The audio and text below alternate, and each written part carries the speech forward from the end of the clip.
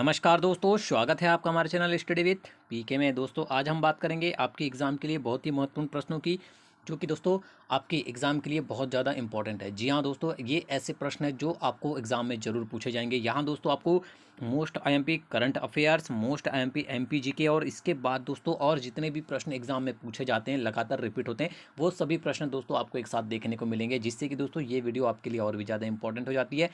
तो वीडियो को अंत तक जरूर देखिएगा दोस्तों। अगर आप चैनल को पहली बार देख रहे हैं तो चैनल को सब्सक्राइब कर लीजिए। तो चलिए दोस्तों, बिना किसी देरी के स्टार्ट करते हैं वीडियो। देखते हैं पहला प्रश्न क्या है। हर एक प्रश्न का उत्तर याद रखिएगा, यहाँ से आपको क्वेश्चन एग्जाम में जरूर फंसेंगे।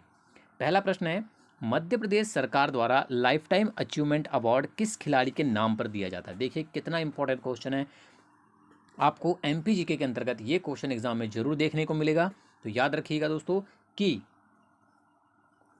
मध्य प्रदेश राज्य सरकार द्वारा, ठीक है, मध्य प्रदेश सरकार द्वारा लाइफ टाइम अचीवमेंट अवार्ड जो है दोस्तों वो दिया जाता है, अगर एग्जाम में पूछा जाता है तो याद रखिएगा, प्रसिद्ध हॉकी खिलाड़ी रूप सिंह के नाम पर। ठीक है, याद रखिएगा, प्रसिद्ध खिलाड़ी रूप सिंह के, हॉकी खिलाड़ी रूप सिंह के नाम पर दिया जाता है लाइफ टाइम अचीवमेंट अवार्ड। ठीक है, याद रखिएगा, ऑप्शन नंबर बी दोस्तों आपका आंसर हो जाएगा। ठीक है ना, चलिए आगे बढ़ते हैं। खेलो इंडिया यूनिवर्सिटी गेम्स 2020 का आयोजन कहाँ किया गया। बहुत अच्छा क्वेश्चन है, आपको बताना है दोस्तों। खेलो इंडिया यूनिवर्सिटी गेम्स 2020 का जो आयोजन है दोस्तों, याद रखिएगा, ये इसका जो आयोजन है ये किया गया था भुवनेश्वर।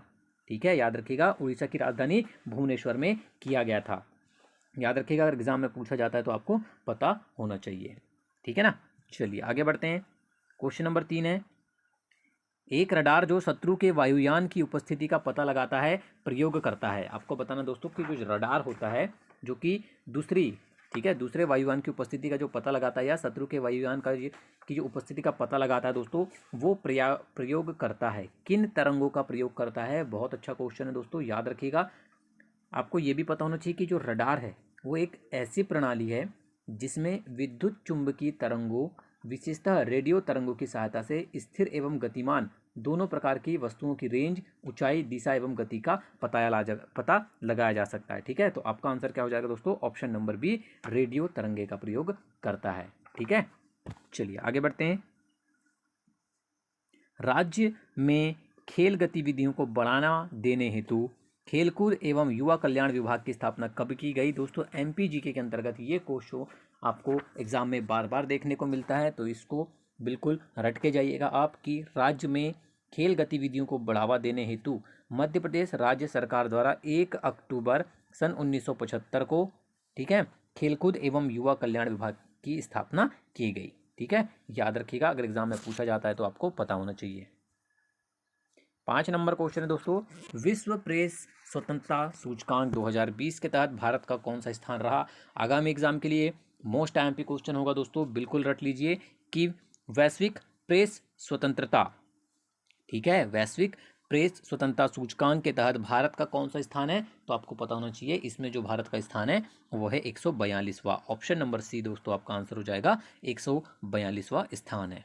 ठीक है, आगे बढ़ते हैं। लो, क्वेश्चन नंबर 6 है, भारत के पहले ई वेस्ट क्लिनिक की स्थापना किस स्थान पर की गई है। मोस्ट आईएमपी क्वेश्चन आगामी एग्जाम के लिए, याद रखिएगा दोस्तों कि भारत के पहले ई वेस्ट, ठीक है, ई वेस्ट क्लिनिक का जो उद्घाटन दोस्तों वो 24 जनवरी 2020 को मध्य प्रदेश की राजधानी भोपाल में किया गया। ठीक है, याद रखिएगा, बहुत ही अच्छा क्वेश्चन है। और दोस्तों यह क्लिनिक घरेलू और वाणिज्यिक दोनों इकाइयों से कचरे के पृथक्करण, प्रसंस्करण और निपटान का कार्य करेगा। ठीक है, याद रखिएगा। चलिए आगे बढ़ते हैं दोस्तों, 7 नंबर क्वेश्चन देखते हैं। हर एक क्वेश्चन आपकी एग्जाम के लिए मोस्ट आईएमपी होने वाला है। राज्य में कौन सा गीत दिवाली के अवसर पर गाया जाता है। ठीक है, आपको बताना दोस्तों कि वह कौन सा गीत है जो दिवाली के अवसर पर गाया जाता है मध्य प्रदेश राज्य में। ठीक है, तो याद रखिएगा दोस्तों, अगर एग्जाम में पूछा जाए तो देवारी गीत आपको पता होना चाहिए।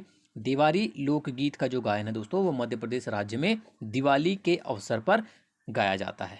ठीक है, याद रखिएगा, अगर एग्जाम में पूछा जाता है तो आपको पता होना चाहिए। और दोस्तों इस लोकगीत की जो विषय वस्तु होती है वो मुख्यतः राधा कृष्ण की भक्ति पर आधारित है, और यह गीत दोहा गायन शैली में गाया जाता है। ये भी आपको याद रखना है, अगर आपको पूछ लिया जाए कि देवारी जो है, जो कि एक लोकगीत है, वो किस शैली में गाया जाता है? तो दोहा गायन शैली, ठीक है, में गाया जाता है। क्वेश्चन नंबर 8 है, संचार सतत गत्यात्मक प्रक्रिया है, इस निम्न में से यह किनके मध्य समन्वय स्थापित करता है? ठीक है दोस्तों, आपको बताना है कि जो संचार है वो एक सतत गत्यात्मक प्रक्रिया है जो किनके मध्य समन्वय स्थापित करता है। बहुत ही अच्छा क्वेश्चन है दोस्तों, अगर एग्जाम में पूछा जाता है तो याद रखिएगा। और दोस्तों ये क्वेश्चन एग्जाम में पूछा भी गया है, ठीक है। तो ये जो है दोस्तों, ये आपका प्रेषक, प्राप्तकर्ता और संदेश के मध्य समन्वय स्थापित करता है, ठीक है। याद रखिएगा कि संचार जो है दोस्तों प्रक्रिया में एक प्रेषक होता है जो कोई संदेश प्राप्तकर्ता तक पहुंचाता है, अर्थात संचार के माध्यम से प्रेषक, प्राप्तकर्ता और संदेश के मध्य समन्वय स्थापित होता है, ठीक है। तो ऑप्शन नंबर सी आपका आंसर हो जाएगा। चंदेरी का किला राज्य के किस जिले में स्थित है? आपको बताना दोस्तों, एग्जाम में बहुत बार ये क्वेश्चन पूछा जा चुका है एमपीजीके के अंतर्गत। तो आपको बताना है कि चंदेरी का जो किला है वो राज्य के किस जिले में स्थित है, ठीक है। मध्य प्रदेश राज्य के किस जिले में स्थित है, अगर आपको क्वेश्चन पूछा जाए तो याद रखिएगा दोस्तों, ये किस जिले में स्थित है? अशोकनगर जिले में स्थित है। ऑप्शन नंबर ये आपका आंसर हो जाएगा, चंदेरी का किला अशोकनगर में स्थित है, ठीक है, याद रखिएगा। और इस किले का जो निर्माण है दोस्तों वो बुंदेल राजपूत शासक कीर्तिपाल द्वारा 11वीं शताब्दी में करवाया गया था, ठीक है ना, याद रखिएगा। उस्ताद अलाउद्दीन खां किस घराने से संबंधित है? मोस्ट टाइम पे क्वेश्चन दोस्तों, एग्जाम में बार बार पूछा जाता है। तो याद रखिएगा दोस्तों कि उस्ताद अलाउद्दीन खां जो है वो मैहर घराने से संबंधित है, ठीक है, याद रखिएगा। बहुत ही अच्छा क्वेश्चन है, एग्जाम में पूछा जाता है। दोस्तों ये एक प्रसिद्ध सितार वादक थे, ठीक है ना, याद रखिएगा, यह एक प्रसिद्ध सितार वादक थे। और दोस्तों इन्हें सरोद सम्राट भी कहा जाता है। मोस्ट टाइम पे क्वेश्चन है, आपको याद रखना है, ठीक है ना।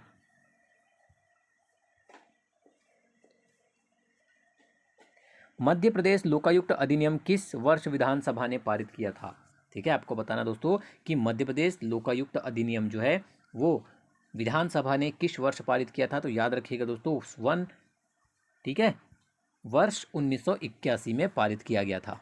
ऑप्शन नंबर बी आपका आंसर हो जाएगा, याद रख के जाना है आपको, वर्ष 1981 में पारित किया गया था मध्य प्रदेश लोकायुक्त अधिनियम विधानसभा ने, ठीक है। बहुत ही अच्छा क्वेश्चन दोस्तों, याद रखिएगा। और आपको पूछा जाता है दोस्तों कि मध्य प्रदेश के प्रथम लोकायुक्त कौन थे? तो आपको याद रखना है पीवी दीक्षित, ठीक है, पीवी दीक्षित मध्य प्रदेश के प्रथम लोकायुक्त है। ये भी क्वेश्चन मोस्ट टाइम पे पूछा जाता है एग्जाम में।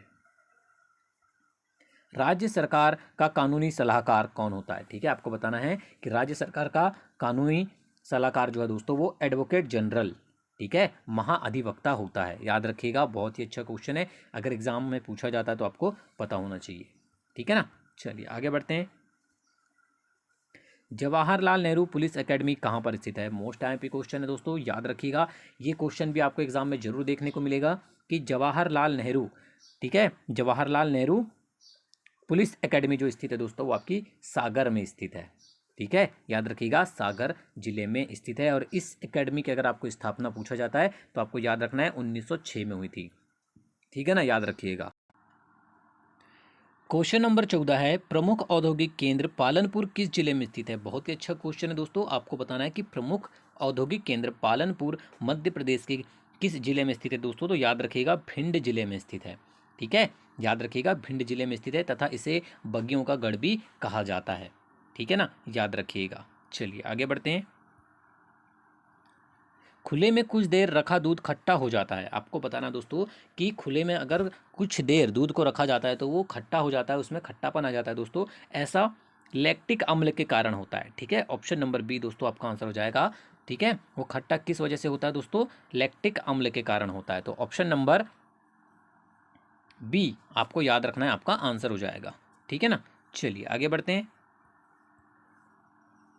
मध्य प्रदेश में सीमेंट उत्पादन की प्रथम फैक्ट्री कौन सी है? ठीक है, आपको बताना दोस्तों कि मध्य प्रदेश में सीमेंट उत्पादन की जो प्रथम फैक्ट्री है दोस्तों, अगर एग्जाम में पूछा जाता है आपको तो याद रखिएगा वो फैक्ट्री कौन सी है? बनमौर फैक्ट्री मुरैना, ठीक है, याद रखिएगा, बनमौर मुरैना फैक्ट्री मुरैना जो है दोस्तों आपकी 1922-23 में स्थापित की गई थी, ठीक है। तो याद रखिएगा ऑप्शन नंबर बी आपका आंसर हो जाएगा, बनमौर फैक्ट्री मुरैना, ठीक है ना। चलिए आगे बढ़ते हैं। प्रभाष जोशी पुरस्कार किस खेल में योगदान हेतु दिया जाता है? ठीक है, आपको बताना दोस्तों कि प्रभाष जोशी पुरस्कार जो है वो किस खेल में योगदान हेतु दिया जाता है। तो आपको याद रखना है दोस्तों कि प्रभाष जोशी अवार्ड जो है ये मध्य प्रदेश के राज्य में, ठीक है, मध्य प्रदेश राज्य में दोस्तों जो मध्य प्रदेश का राजकीय खेल है मलखंभ, उसमें योगदान हेतु दिया जाता है। ठीक है, याद रखिएगा, बहुत ही अच्छा क्वेश्चन है, अगर एग्जाम में पूछा जाता है तो आपको पता होना चाहिए। ठीक है ना, चलिए, और इसकी स्थापना दोस्तों वर्ष 2013 से हुई थी। ठीक है, इस पुरस्कार की अगर आपको पूछा जाए कि स्थापना कब से हुई थी तो वर्ष 2013 से हुई थी। ईमेल पते के दो भाग कौन कौन से होते हैं? ठीक है, आपको बताना दोस्तों कि ईमेल पते के दो भाग कौन कौन से होते हैं। ये क्वेश्चन दोस्तों बहुत बार एग्जाम में पूछा जाता है। ठीक है, याद रखिएगा दोस्तों कि प्रयोगकर्ता का नाम और डोमेन नेम।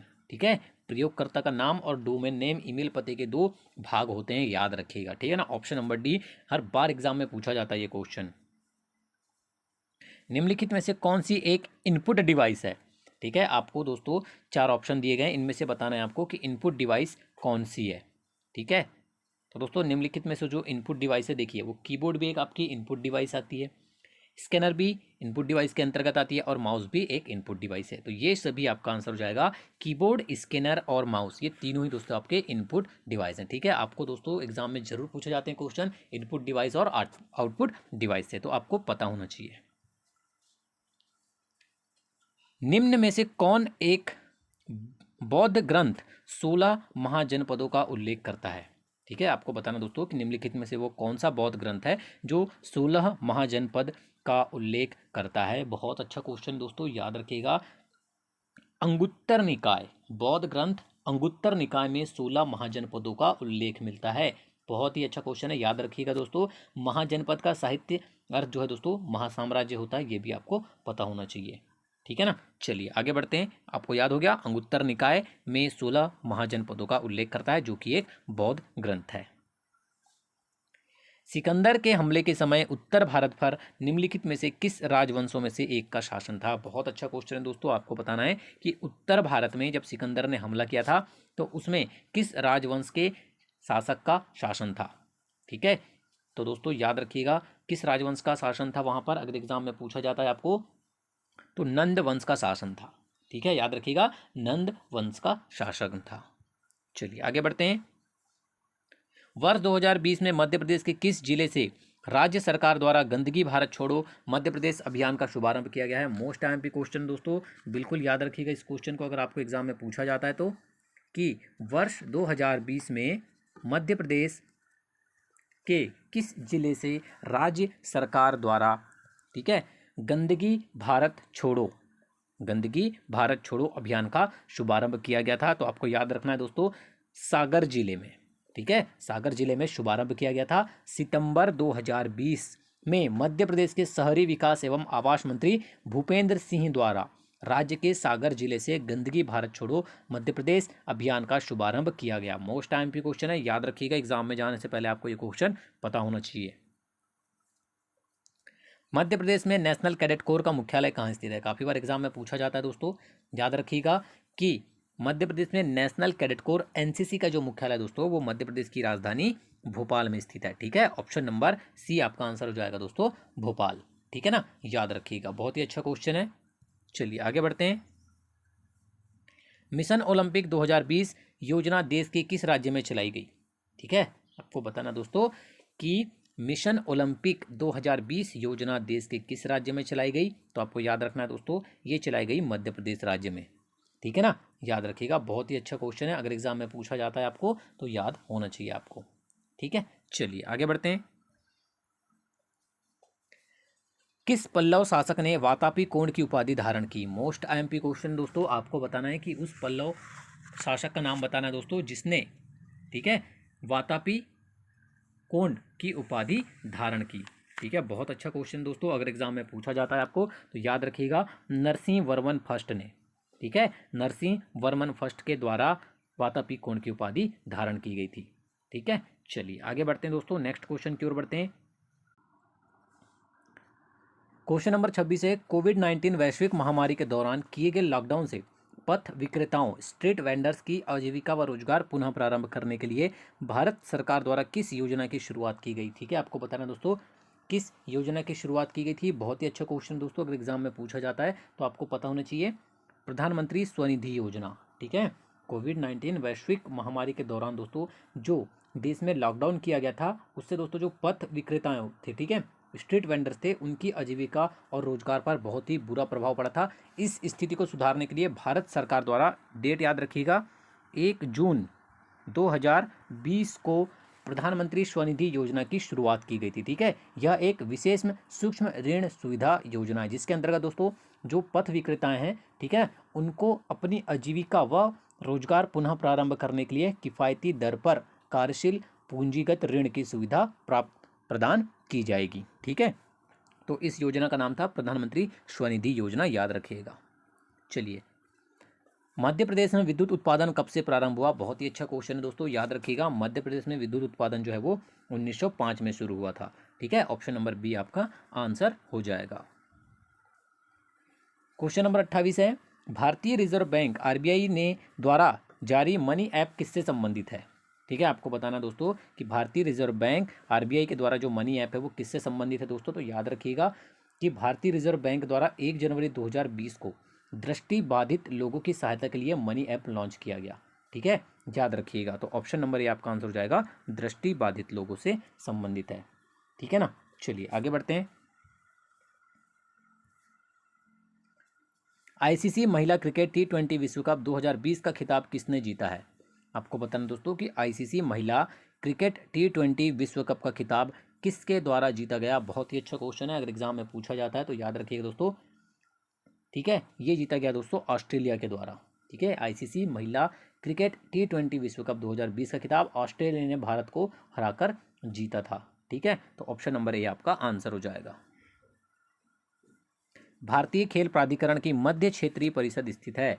आपको बताना है भारतीय खेल प्राधिकरण की मध्य क्षेत्रीय परिषद कहाँ पर स्थित है। मोस्ट आईएमपी क्वेश्चन है दोस्तों, बिल्कुल रट के जाइएगा। ये स्थित है आपके कहाँ पर, अगर एग्जाम में पूछा जाता है आपको तो याद रखिएगा, भोपाल में। ऑप्शन नंबर डी आपका आंसर हो जाएगा, भारतीय खेल प्राधिकरण की मध्य क्षेत्रीय परिषद भोपाल में स्थित है, ठीक है ना। चलिए आगे बढ़ते हैं, 31 नंबर क्वेश्चन देख लेते हैं। कौन सी नदी सीधे आकर गंगा में मिलती है? आपको बताना दोस्तों, जो 4 ऑप्शन दिए गए हैं आपको, कौन सी नदी है जो सीधे आकर गंगा में मिलती है? तो याद रखिएगा दोस्तों, सोन नदी, ठीक है। सोन नदी जो है दोस्तों वो सीधा आकर गंगा में मिलती है, ठीक है। ऑप्शन नंबर बी आपका आंसर हो जाएगा दिए गए ऑप्शन में से। मध्य प्रदेश सरकार द्वारा सम्मान निधि के अंतर्गत पूर्व खिलाड़ियों को कितने रुपए की राशि प्रतिमाह प्रदान की जाती है? ठीक है, तो याद रखिए दोस्तों, मध्य प्रदेश सरकार द्वारा सम्मान निधि के अंतर्गत 60 वर्ष की आयु प्राप्त करने वाले खिलाड़ियों को प्रतिमाह दोस्तों 5,000 की राशि प्रदान की जाती है, ठीक है, याद रखिएगा। बहुत ही अच्छा क्वेश्चन दोस्तों एग्जाम के लिए। विश्वामित्र पुरस्कार निम्न में से किससे संबंधित है? काफ़ी बार एग्जाम में पूछा जाता है दोस्तों, सभी को पता है कि विश्वामित्र पुरस्कार जो है वो खेलकूद से संबंधित पुरस्कार है, ठीक है। ऑप्शन नंबर सी आपका आंसर हो जाएगा, याद रखिएगा।